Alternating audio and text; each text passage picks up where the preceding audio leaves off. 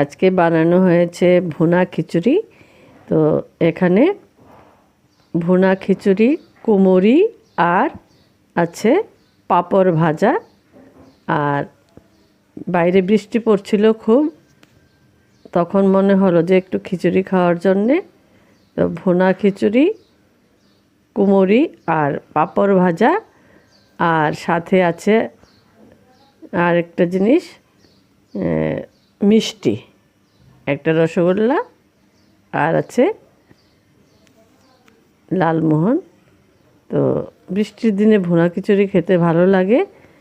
আর ভুনা খিচুড়িটা প্রোটিনও থাকে, এটা হেলদি, খুব তেল মশলা বেশি ইউজ না করলে